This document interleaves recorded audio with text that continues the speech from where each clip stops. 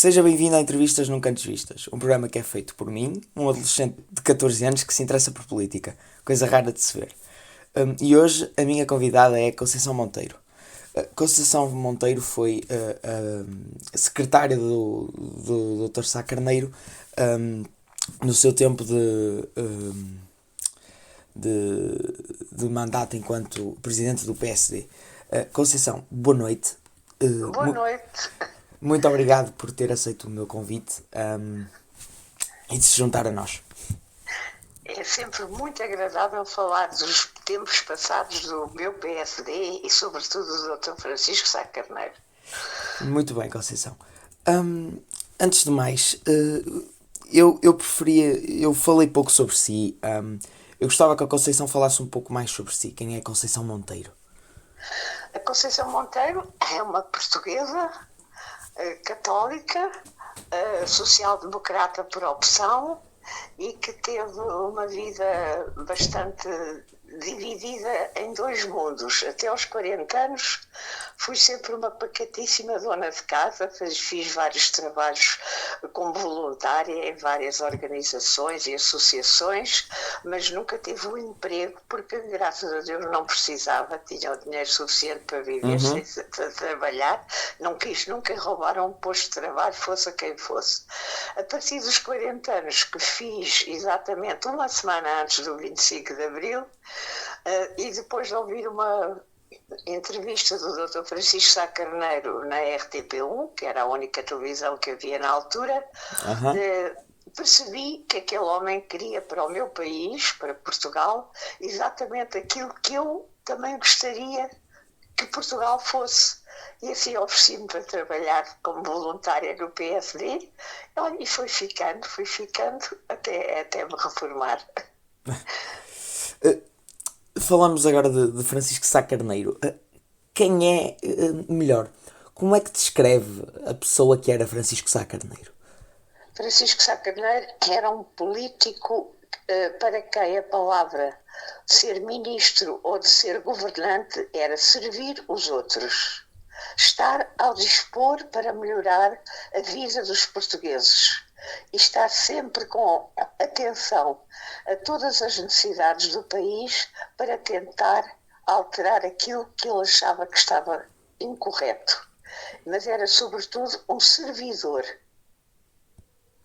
E assim, eu gostei muito dessa maneira de trabalhar e daí o nosso bom entendimento durante aqueles 6 anos e meio, até 4 de dezembro, infelizmente, que ele desapareceu. Lembra-se da primeira vez que conheceu Sá Carneiro? O que é que achou dele? Como é que... Sim, lembro-me perfeitamente. Eu só o conhecia da fama que ele teve na ala liberal. Sim. E como eu era muito amiga do Zé Pedro Pinto Leite, que era nessa altura o grande estrela da ala liberal da Assembleia Nacional. Diziam que ele era o próximo... Assim, há quem diga melhor. Há quem diga que o Dr. Pinto Leite era provavelmente o fundador do PSD se não tivesse morrido de helicóptero em 1970, não é? Exatamente, se isso não tivesse acontecido, certamente ele continuaria a liderar, como liderou em grande parte a ala liberal na Assembleia Nacional. Sim. E depois, eu não conhecia pessoalmente o Dr. Francisco Sá Carneiro, conheci-o só em julho de 1974, porque ele saiu do governo provisório, do primeiro governo, durante a crise Palma Carlos. Ficou assim conhecido em julho de 74. Nessa altura ele decidiu que não voltava para o governo e que se queria dedicar inteiramente ao partido. E eu trabalhava lá como voluntária e um dia ele apareceu e vieram dizer: o doutor Francisco Sá Carneiro está lá embaixo, que aquilo tinha um andar superior, está lá embaixo e quer falar contigo. Eu fiquei muito espantada porque eu não o conhecia. E de onde é que o doutor Francisco Sá Carneiro a conhecia, não era? Não o conhecia. Pois. Alguém lhe deve ter dito que eu existia porque ele não sabia. Muito bem. Porque ele estava como ministro adjunto do Paulo Macabros e não tinha o tempo naquela altura de estar. Quem estava mais no partido era o Dr. Balsemão, porque o Dr. Magalhães Mota e o Dr. O seu primo direito, não é? O Dr. Pinto Balsemão. Exatamente. A mãe dele era irmã do meu pai. E então foram dois para o governo e um ficou mais dedicado ao partido, que foi o Dr. Balsemão, que não chegou a integrar o governo provisório. E então eu desci, fui ao encontro dele, que estava lá num gabinetezinho que aquela sede tinha, e ele disse-me, olha, eu vinha cá para perguntar se quer trabalhar comigo. E a minha reação foi dizer, mas eu não sei escrever à máquina. E ele disse, mas eu não estou a pedir para escrever à máquina, eu estou-lhe a pedir se quer colaborar comigo. Isso, com certeza, para mim é uma honra e um orgulho. Eu que nunca tirei Teve um cursos, trabalho, tinha não é? apenas o liceu da altura, o quinto ano, que agora é o nono, e pronto, e fiquei orgulhosíssima que ele me convidasse, aceitei. Mas cheia de medo de não ser capaz de dar conta do recado. Claro. Mas os meus 40 anos foram uma boa escola de vida. A pessoa aos 40 anos já sabe muita coisa que a malta nova pode ter uma licenciatura, mas não conhece a vida por dentro, né? Ainda não sabe bem os problemas que surgem nas nossas vidas. E estou convencida que isso ajudou-me muito a vivência que eu tinha dos meus 40 anos para poder colaborar com ele. E assim foi durante 6 anos e meio. O que é que diria, o que é que acha que Sá Carneiro diria a um jovem de 14 anos como eu, que se interessa por política?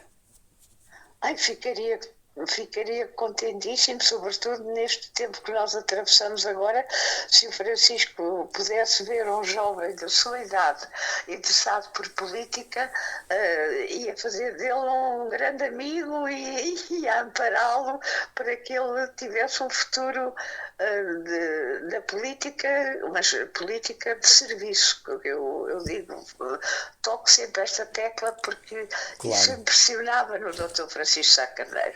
Era a vontade de servir pôr o os país outros acima dos seus próprios interesses. E realmente era uma maneira de fazer política diferente, como diria o Pedro Roseta num artigo que escreveu sobre o Dr. Sá Carneiro, e que ele diz, era um homem, era um político diferente, e era diferente dos outros todos. E o que é que a Conceição diz? Ou seja, o Dr. Sá Carneiro diz a um jovem como eu que ficaria muito contente e que tentaria amparar. E a Conceição?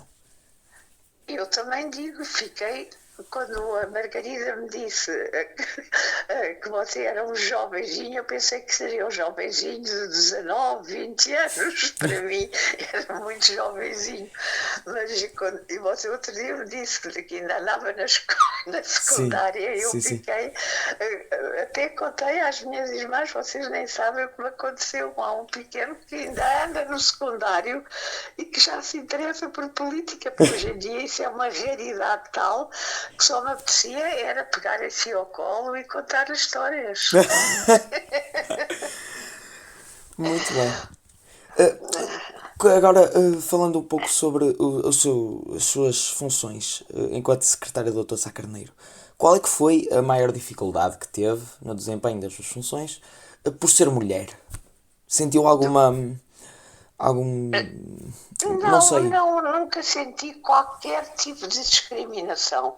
Eu digo sempre às minhas feministas que nunca me senti discriminada, e nas ocasiões que me senti discriminada foi sempre no sentido positivo e soube-me lindamente ser mulher, que é quando se vai no autocarro e um senhor simpático nos dá o lugar. Sim. Eu fico toda contente, não me sinto nada humilhada, nem a pensar assim, olha, este acha que eu sou inferior porque sou mulher, tenho que ir sentada. Sabe-me lindamente que me deem o lugar quando eu não tenho lugar sentado. Claro, então por cima já, nada contra si, não é? Mas já tem alguma idade, é normal precisar de se sentar, não é? Não, mas isto acontece há muitos anos que eu nunca fui. Uma das primeiras coisas que eu fiz, e tinha 20 e poucos anos, quando vivia em Loures, que eu vivi lá 14 anos, aquilo era Sim. uma aldeia, havia gente no Barro, que era a aldeia onde ficava a quinta onde eu morava, que nunca tinha vindo a Lisboa, eram 7 quilómetros, mas eles nunca tinham vindo a Lisboa. E a primeira dos trabalhos que eu fiz voluntariamente foi fazer umas reuniões com as mulheres para lhes dizer o quanto elas valiam. Eu era uma miúda, para mim, agora com 88 anos, era uma miúda de 20 e poucos, mas Sim. fazia-me tanta impressão. As humilhações, a maneira como aquelas mulheres viviam, sempre subjugadas. E eu comecei a fazer umas reuniões com elas, houve até alguns maridos que não gostaram, mas os outros não se importaram. Portanto, está a ver, eu sempre me interessei pela defesa das mulheres, mas não Claro. é como algumas feministas que eu não me sinto à vontade com elas. Não é aquilo que eu quero para as mulheres. Eu quero que deem às mulheres aquilo que elas precisam para ter disponibilidade para fazerem política, para serem CEOs de companhias Ou grandes, seja, para haver também terem. igualdade nesse tipo de empregos, ou seja, vermos um CEO de uma empresa, se calhar se fosse uma CEO teria mais imprudência, não? Eu acho que as mulheres têm umas características muito diferentes das dos homens e, por vezes, como diz o Papa Francisco, são os génios da criatividade, porque as mulheres são os génios da criatividade. Em todas as classes, dos mais ricos aos mais pobres, as mulheres são muito criativas Sim. e arranjam soluções que muitas vezes os homens nem se lembram delas, mas é um instinto feminino, é uma coisa, somos realmente diferentes, mas não somos diferentes para melhor, Sim. para pior ou para... Somos diferentes e somos complementares, é isso que eu acho importantíssimo, é saber trabalhar indiferentemente com homens ou com mulheres, porque temos um gol, temos um fim, uma meta que queremos atingir. E, portanto, para certas para certas tomadas de posição, para certa análise das consequências da realidade, as mulheres estão muito dispersas para isso. Porque ser dona de casa... quantas vezes eu ouço homens dizer assim, a minha mulher não trabalha. Eu disse, pois não, está em casa. Trabalha que se farta. Se tivesse um horário de 8 horas numa empresa, trabalhava menos do que a sua mulher trabalha em casa. E eles, isso é verdade. Acabam por concordar. Pois. Porque é a vida, é a realidade da vida. E, portanto, para mim, o feminismo, acho muito bem que se defendam as mulheres. Há mulheres que sofrem horrores, mas também há homens que sofrem horrores. É verdade. Eu digo sempre. Mas normalmente os casos que vêm mais a público são de mulheres, não é? Claro, exatamente. Eu ainda no dia 8 estive numa cerimónia, aqui numa junta de freguesia de Lisboa, Sim, sim, sim. das Avenidas Novas, e estava a dizer, eu estou aqui por ser o Dia da Mulher, mas acho que sou contra, porque se eu disser que o dia 8 de março é o Dia da Mulher... Não há Dia do Homem também, Estou a não é? deixar 346 dias para o homem. Olha, elas fartaram-se de rir, porque realmente não tinham feito as contas assim. Então, quer dizer, verdade. um dia é nosso e os outros todos são deles. Pois. Então arrasta também o dia do homem. Claro. Pronto. Claro. Porque o dia da mãe, nem todas nós somos mães, infelizmente. O dia do pai, nem todos os homens são pais. Sim, sim. O dia dos avós, nem todos os casais são avós. Agora, a mulher, por amor de Deus, contenta-se com um dia por ano. Eu acho que todos os dias do ano são meus dias. Claro. E eu acho muito bem que seja assim. Sim. O que é que pensa do PSD de 2023? Olha, penso no PSD de 2023 com grandes esperanças. grandes esperanças que o Luís Montenegro consiga levar por diante o seu projeto, que o PSD volte a ser o partido mais votado, que seja possível vermos sacudir dos nossos ombros este poeira do Partido Socialista, que está a dar cabo do país com tantos recursos, com os anos maravilhosos que teve, embora com a pandemia e com a guerra, teve anos em que os outros países, a Irlanda e outros, adiantaram, subiram, produziram, e nós estamos num marasmo, uma coisa, o doutor... O engenheiro Guterres costumava dizer que era um pântano. Eu acho que se há pântano é agora. Nada se faz, os serviços públicos estão uma miséria, e eu tenho grandes esperanças no meu partido, ao qual aderi logo em maio de 74. Foi a primeira funcionária do PSD, não é? Fui, só que, Henrique, eu trabalhei como voluntária durante um ano, só comecei a ser funcionária em abril de 75. Até aí trabalhava lá e muito, mas era como voluntária, não precisava de ganhar dinheiro e o partido também não o tinha. Pois, estavam a começar, não é? Pois, portanto, era mesmo a trabalhar para o meu país, não era para proveito próprio. E assim foi durante um ano e quase um ano inteiro. Lá fiquei. Mas tenho grandes esperanças, há gente muito boa no PSD, e se o Luís continuar a rodear-se de pessoas com valor, que reconheço em muitos daqueles que ele chamou para trabalharem mais de perto com ele, que isto possa dar uma volta e que nós possamos, sem o Chega, chegar ao governo. Quais são as semelhanças deste PSD com o PPD de Sá Carneiro? Não são muitas, mas eu faço a justiça de que as semelhanças são difíceis de medir agora, porque as circunstâncias são muito diferentes. Sim.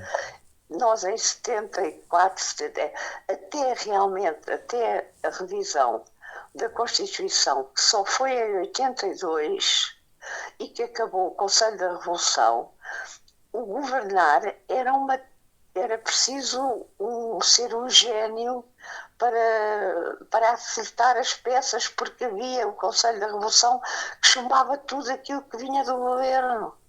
Pois. O Francisco Sá Carneiro é dos desgostos que eu tenho, em relação a ele, dois desgostos. Nunca viveu em democracia plena, porque morreu, ainda existia o Conselho da Revolução, que dava cabo da vida, e nunca ter sabido que aquele célebre processo jurídico dele contra o Avante tinha sido decidido a favor dele, e que o Urbano Tavares Rodrigues ficou condenado pelo tribunal a não poder dirigir o jornal. Ele nunca chegou a saber isso. Morreu antes de sair a sentença, e a justiça cai muito lenta. E ele morreu sem saber que o António Maria Pereira e o José Miguel Júdice tinham ganho o processo, tinham contribuído para que ele tivesse razão e o outro não. Eram duas coisas, mas sobretudo o Conselho da Revolução. Ele estava ansioso por aquelas eleições, para ver se seria possível com o PS mudar só esse artigo da Constituição. Ele dizia: o PS também está nisto, ele está de acordo, nisto o Soares está de acordo, acabar com o Conselho da Revolução. Há poderes de revisão constitucional em 76, vamos em 81, 82, 82. E vamos mudar este artigo da Constituição para eu poder governar, porque tudo aquilo que eu tenho mais empenho de ver instalado no nosso país, eles mandam parecer negativo, e eu não posso andar em frente. para um homem como ele, que tinha sempre pressa de andar em frente, de pôr este país como um país, uma Europa moderna, uma social-democracia.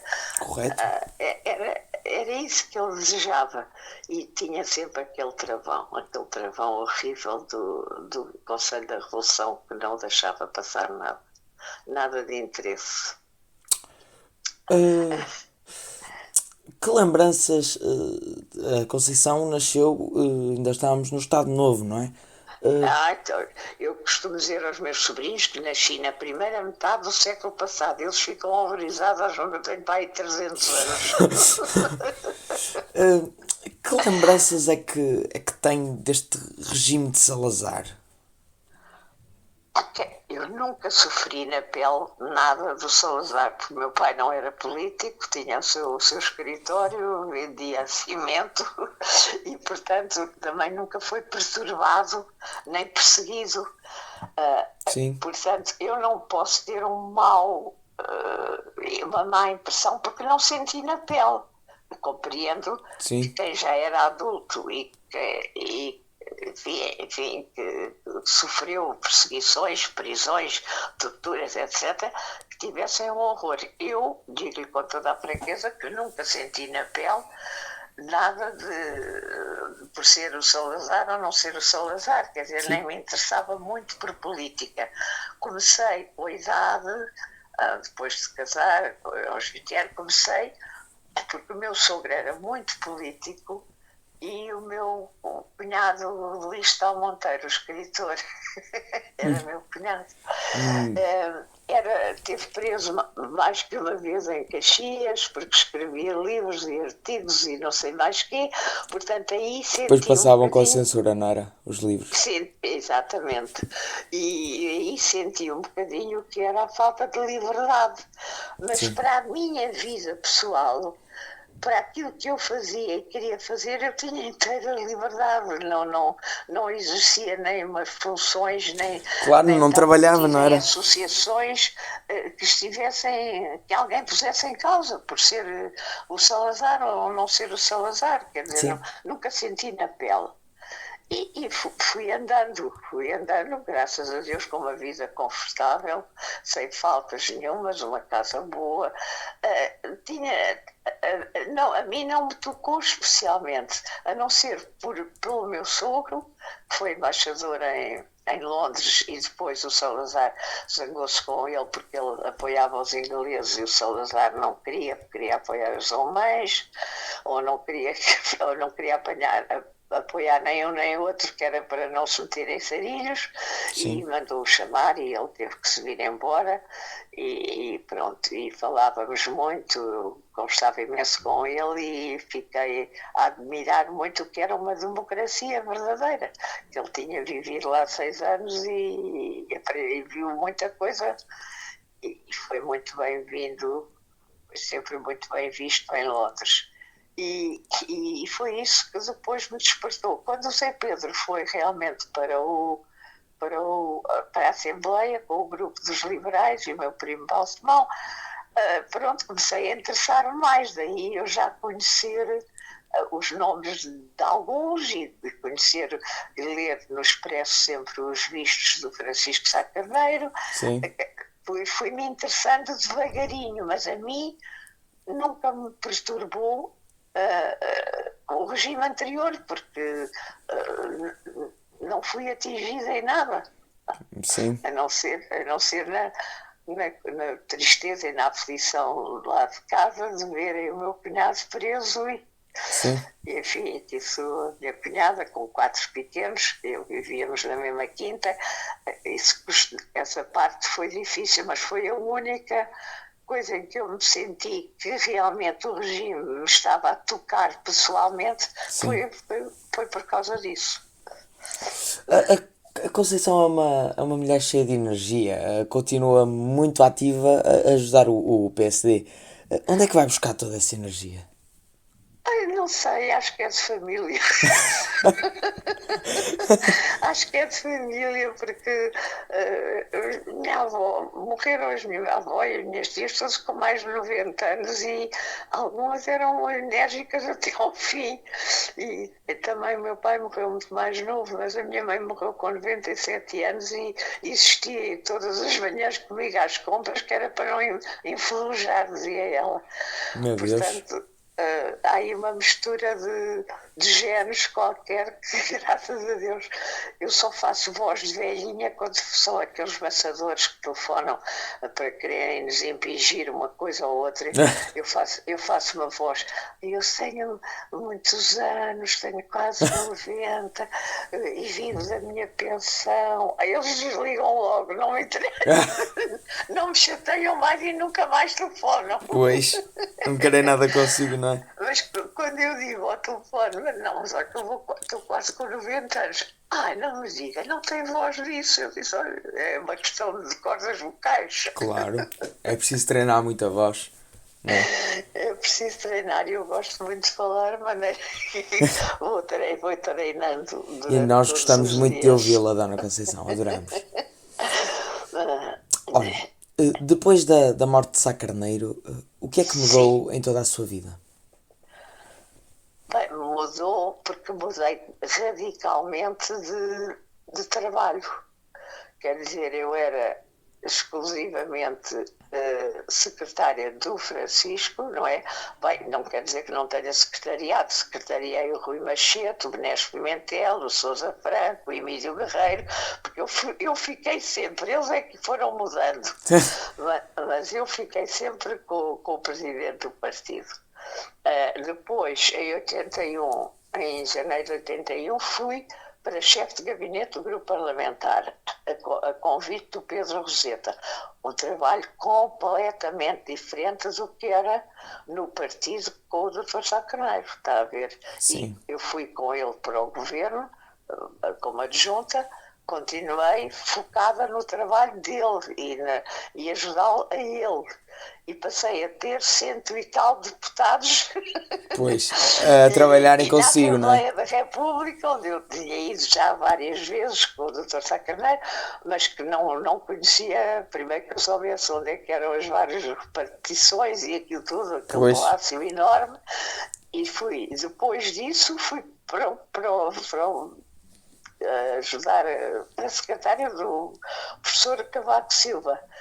E daí, para deputada durante 8 anos, quer dizer, as circunstâncias eram tão diferentes que é muito difícil de comparar ser secretária pessoal de alguém ou ir para aquele maralhão. Ou trabalhar para 120 pessoas, da não é? Assembleia da República, está a ver? Pois. Embora, como eu lhe disse, fui secretária do Emílio Guerreiro, sim, durante aquele tempo que ele teve a substituir o Dr. Sá Carneiro, fui secretária do Sousa Franco, fui secretária do Rui Machete quando o Francisco nunca chegou a ser secretária do seu primo, pois não? Não, porque ele nunca desempenhou cargos dentro do partido. Bem, era da Comissão Política, mas ia lá uma vez por semana, uma coisa assim, não é? Sim. Não, e depois, quando foi o governo de 80, ele era ministro adjunto, mas estava no andar de baixo. Nós, as secretárias do primeiro-ministro, estávamos num andar e eles estavam de outros. Portanto, as secretárias, adjuntos, assessores, ocupávamos um andar da Gomes Teixeira e o Francisco Alcemão era um andar para ele também. E, portanto, nunca secretariei o meu primo.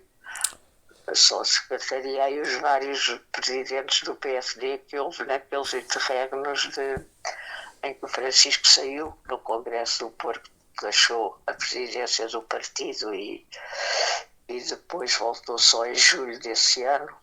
E durante esse tempo fui secretariando os que aparecia. Nesse tempo em que o Francisco esteve fora da Conceição, falou alguma vez com ele? Sim, eu fui a Londres visitá-lo 2 vezes E a primeira foi para visitá-lo ainda no hospital e a segunda foi para procurar uma casa para ir a família toda ficar em Londres. Eu fui lá 2 vezes e depois ele foi aconselhado a ir para o sul de Espanha porque Londres era muito... não havia sol e ele precisava de banhos de sol e de apanhar vitamina D e foi para o sul de Espanha. E o que é que ele lhe dizia? Dizia que queria voltar? Ou... sim, ele queria voltar, mas não se sentia com forças. Pois. Quando sentiu com forças de voltar em setembro, o Emílio Guerreiro disse que não saía. Disse que não saía? Houve uma luta terrível em Aveiro. Em Aveiro houve um congresso muito, muito polémico, em que imensos saíram do partido. Já depois, e o Francisco regressou, mas depois, quando saiu em 78, esteve outra vez fora e ia trabalhar para o escritório do João Moraes Leitão e eu iria com ele para a secretária dele. Já estava combinado, mas depois num Conselho Nacional aqui no Sheraton, em 16 de Abril, ele deu uma hipótese de voltar ao partido se o partido decidisse uma linha que ele achava que era correta e que a então direção do partido não queria uma aproximação muito grande ao Partido Socialista, com o Dr. Sérgio Correia e com o Estado Fernandes, essa gente toda queria juntar-se ao Partido Socialista e o Francisco não estava de acordo. Nessa altura queria juntar-se ao PS com o CDS, fazer uma frente grande para levar por diante revisão constitucional, pronto, uma série de medidas. Sim. Mas infelizmente já não foi a tempo, morreu ainda antes disso ser possível. E portanto a minha vida deu uma cambalhota muito grande, porque passei, depois de sair da Assembleia em 85, em 95, voltei para trabalhar no partido, mas já era o Marcelo Rebelo de Sousa presidente. Foi durante aquele tempo que o Marcelo foi presidente. Foi até junho ou julho de 99, não é? Pois. Já vamos falar de Marcelo Rebelo de Sousa também. Desculpe-me, não ouvi. Já vamos falar sobre o Marcelo Rebelo de Sousa também. Pois eu fiquei... a minha mãe já estava muito precisada de mim em casa. Pois. E eu reformei-me um bocadinho mais cedo porque já não estava a desempenhar no partido funções de interesse. Sim. E a minha mãe precisava de mim, estava quase a fazer 97 anos e eu ia mais cedo para casa por causa dela. E pronto. Conceição. A minha vida profissional durou esses anos, 20 e tal anos. Porque a sua vida pessoal ainda dura, não é?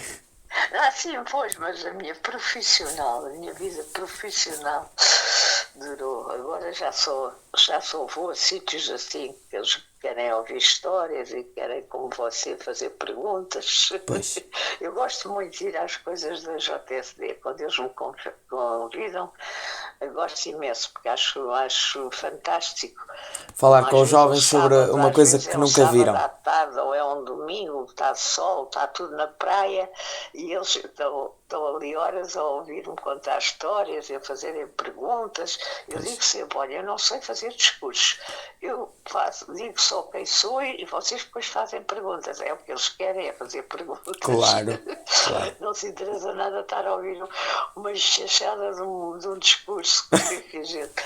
E então faz-me imensa ternura quando a JSD me convida, tudo que é com gente nova, como tenho muitos sobrinhos e alguns deles, mas são muito poucos. Eu tenho muitos sobrinhos netos, mas são muito poucos, são 3 ou 4 que se interessam pela política. De resto, os outros querem lá saber. Portanto, eu fiquei toda contente com o telefonema da Margarida. Muito bem. Quem é que é a pessoa que vê a ser o próximo Presidente da República? Ai, olha, no dia 8, quando fui a essa reunião, tivemos a falar disso. Eu não vejo ninguém, já há pessoas a falar que seria o Marcos Mendes, mas isso é Eu só próprio porque já ele lhe vai à perguntei, televisão eu próprio já e perguntei ao Marcos Mendes se ele vê-o como horizonte ser Presidente da República. Ele diz que não.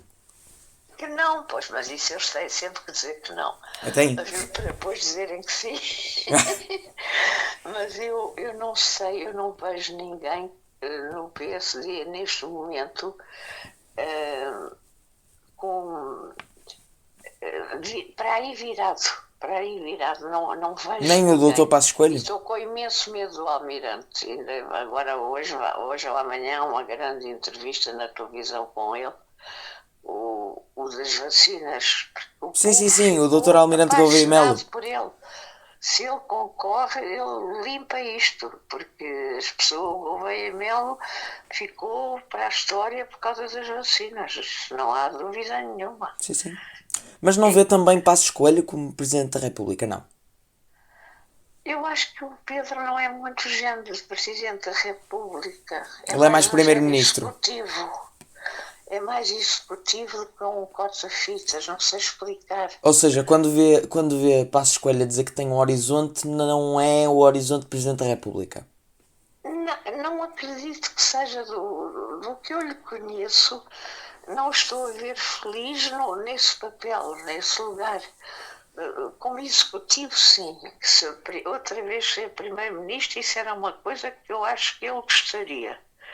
Mas Presidente da República, ele ia ser, não sei, Sim. não ia gostar muito. Ou então acontecia como o professor Cavaco, que ficou Presidente da República 8 anos e que hoje em dia a maior parte das pessoas dizem mal dele porque era frio, porque não tirava selfies, porque não dava beijinhos, porque não sei o quê.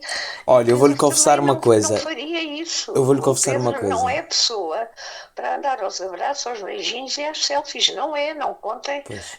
daquilo que eu lhe conheço. E Pois. conheço desde a Jota, já há muitos anos que eu conheço o Pedro Passos Coelho. Acho que ele não seria feliz como Presidente da República. Ia se sentir, não sei, mal amado. Pois. Acha que Luís Montenegro daria um bom primeiro-ministro? Acho que sim. Acho que se ele for capaz de se rodear de pessoas competentes, é um bom primeiro-ministro. Porque ele sabe o que quer, que é uma coisa muito importante. Não anda a vagar de um lado para o outro, a pensar de uma maneira hoje e de outra amanhã. Pois. Há quem Sabe diga, o há quem quer. diga que ele tenha isso, mas são opiniões, não é? Ele, Que ele seja assim, de ideias não muito convictas. pois, isso é tudo por causa do Chega, porque eles acabam sempre a perguntar do Chega. A dizer que eu não já, e depois eu já lhe talvez. disse, eu tenho confiança com ele, eu já lhe disse, ele tem que sacudir o Chega de uma vez por todas. Mas peremptoriamente, pronto, porque ganhava muito com isso, mas vamos a ver se ele o faz mais cedo ou mais tarde. Agora, ele tem porque eu vi, quando ele foi presidente do grupo parlamentar, que era um grupo parlamentar maioritário muito grande, ele rodeou-se dos melhores deputados e fez um brilharete. Quer dizer, havia ali dias, eu passo as tardes de quarta, quinta e a sexta de manhã a ver a Assembleia da República. O bichinho está cá, o bichinho Claro. da política ainda está cá dentro vivo. Eu também, quando posso, às vezes ligo no canal da Assembleia da República à quarta. Pois, exatamente, eu também vejo e gosto, por exemplo, gosto imenso, acho que o Sarmento, O Joaquim o Miranda nosso Sarmento. líder, faz umas intervenções brilhantes, mas não é um tribuno. Ele diz, o que ele diz está corretíssimo e ele é muito sabedor. Seria um ótimo ministro para trabalhar no gabinete, mas ali perante aquela agressividade dos outros grupos parlamentares, dos apartes, dos bater nas carteiras, aquilo tudo, o Joaquim fica continua, faz o seu discurso, que eu às vezes até lhe telefono a dizer que gostei muito ou que não gostei tanto, e faz um discurso certíssimo, corretíssimo, com os números impecáveis, porque ele é muito sabedor. Sim, ele costuma apresentar muita estatística, sim. Não tem impacto de orador, não tem. Sim. Nem tem a agressividade, entre aspas, que é preciso para estar ali naquela primeira fila. Tem que se ter um bocadinho de agressividade. Saber atacar, não é? E depois saber escolher os melhores para vice-presidentes e os colaboradores e aqueles que...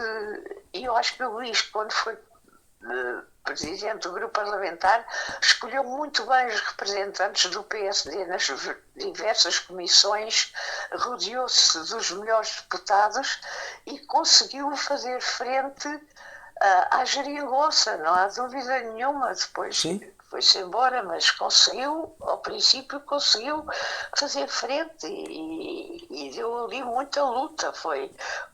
E eu acho que o primeiro-ministro tem que ter uma certa facilidade em falar, e ele fala sem papel e tem uma certa facilidade em falar sobre qualquer assunto. Eu tenho visto agora nesta volta que ele está a dar pelo país todo, Portugal, que é constantemente é uma semana por mês. É uma semana por mês que ele vai a um distrito.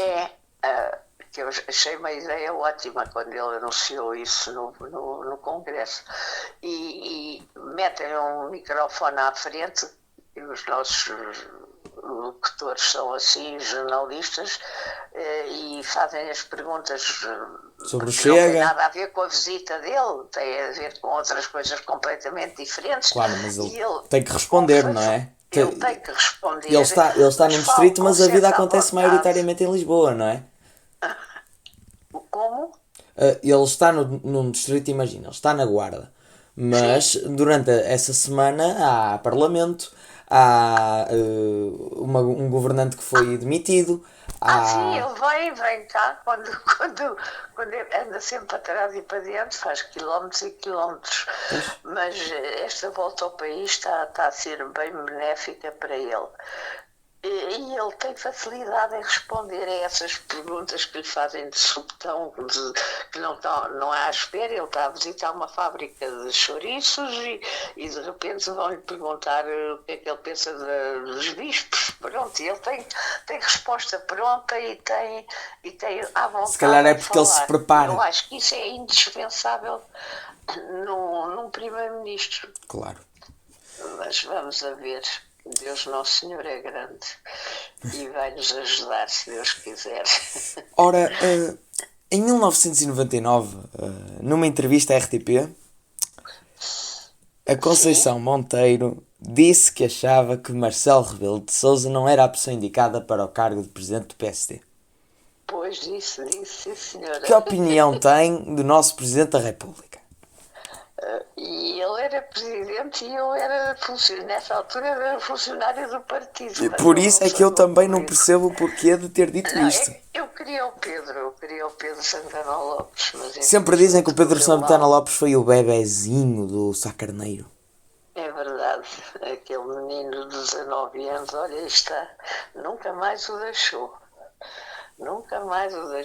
E quando foi para primeiro-ministro, o Pedro estava a fazer um Masters na Alemanha e ele fomos para Augusto Teixeira, cada um, e o gabinete do assessor jurídico ficou vazio e ele disse, não, eu quero é o Pedro Santana Lopes, só quando ele vier da Alemanha é que eu tenho assessor jurídico. Até lá eu vou dando conta do recado.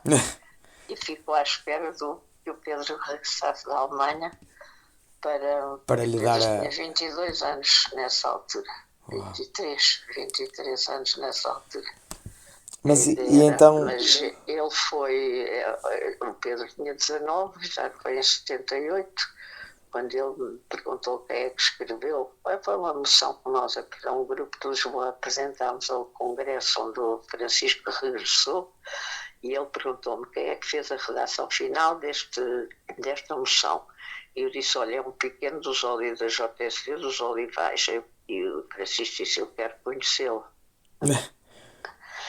Portanto, ficou espantado que um miúdo de 19 anos tivesse escrito aquilo. Pois. Depois o Pedro acabou o curso, foi para a Alemanha fazer esse master. Agora os masters já se fazem cá, mas nessa altura estava o Zé Manuel Era tudo lá fora, na não? Suíça e ele na Alemanha a fazerem essas pós-graduações e assim.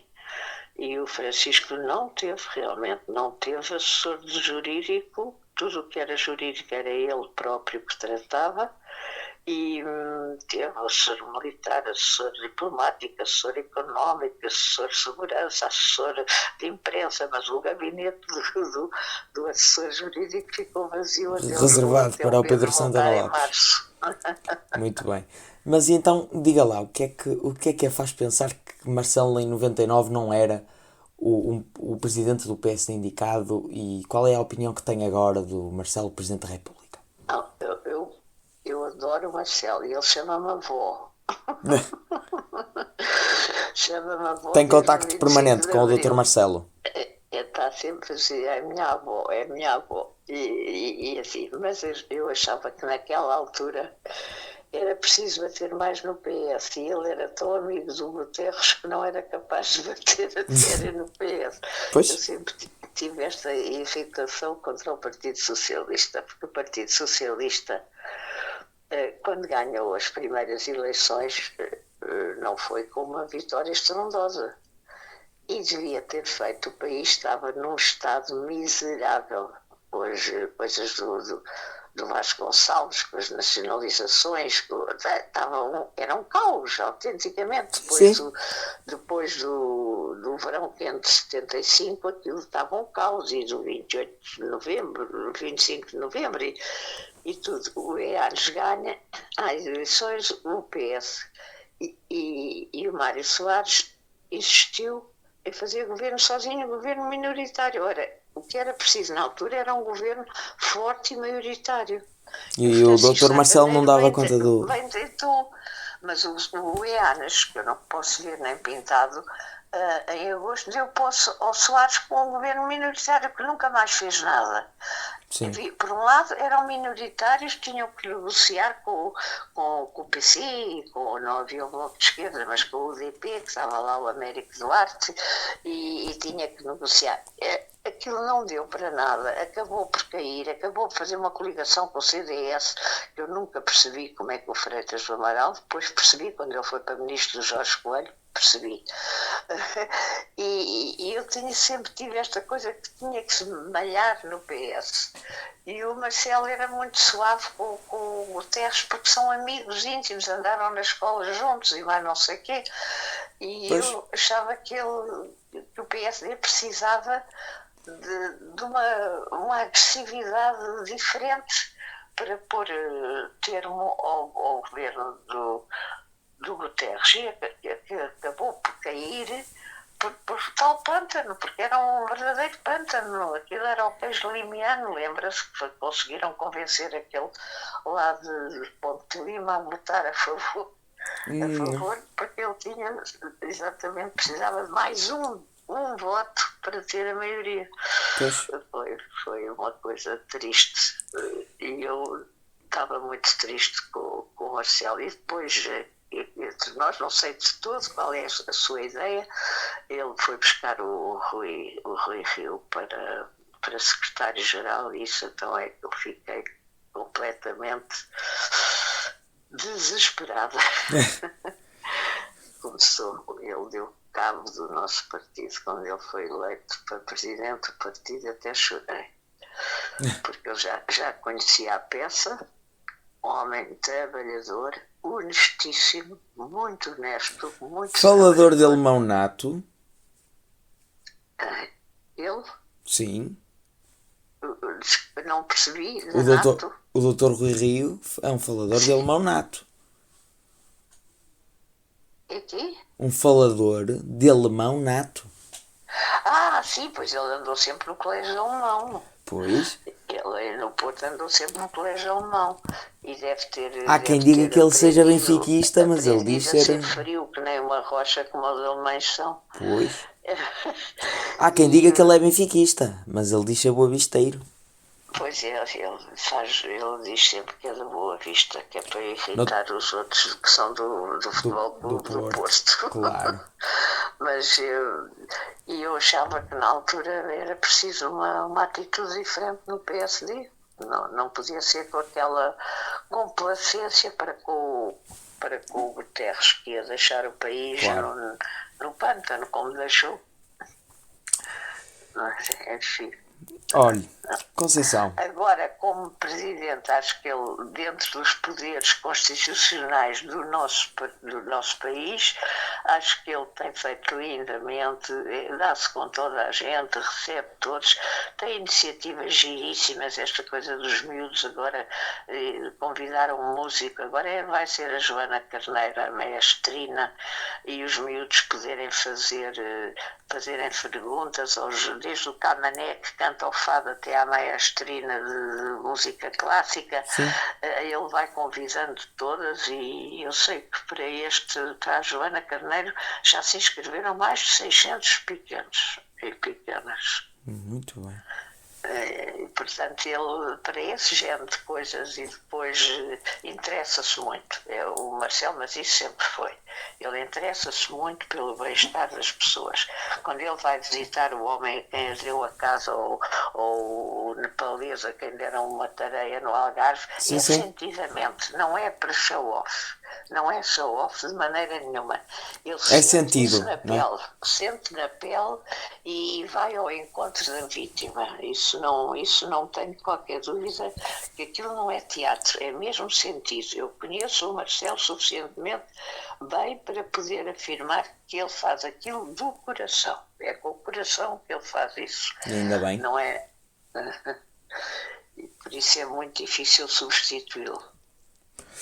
Ora, Conceição, vamos para a última pergunta. Esta última pergunta é um pouco diferente. Então, Eu não vou fazer pergunta nenhuma. É a Conceição que vai fazer uma pergunta a si própria. Para terminar, qual era a pergunta que a Conceição fazia a si própria?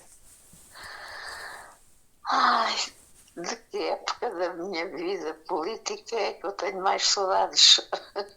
Porque é nessa época que eu me revejo melhor. Se o Henrique não me conhece, mas se conversasse mais vezes comigo, saberia que eu, desde 25 de abril de 74 até 4 de dezembro de 1980, sei as datas todas, dos Conselhos Nacionais, dos Congressos, quem é que era, quem é que não era. E parece-me que a vida toda do partido foi isso. Quando depois ainda continuei a trabalhar para lá, durante tantos anos, foram muito mais os anos que eu trabalhei sem Francisco Sá Carneiro do que com o Francisco Sá Carneiro. E depois já não sei, já não me lembro em que congresso foi, lembro-me umas coisas ou outras, mas aqueles 6 anos e meio, Conceição, são realmente o esplendor máximo Pois, daquilo que foi a minha vida. São 6 anos e meio para recordar com muito carinho e muita saudade. muito bem, Conceição. Muito obrigado pela entrevista. É uma honra enorme. Não, eu só espero é que só se vier a Lisboa me diga que é para a gente se encontrar.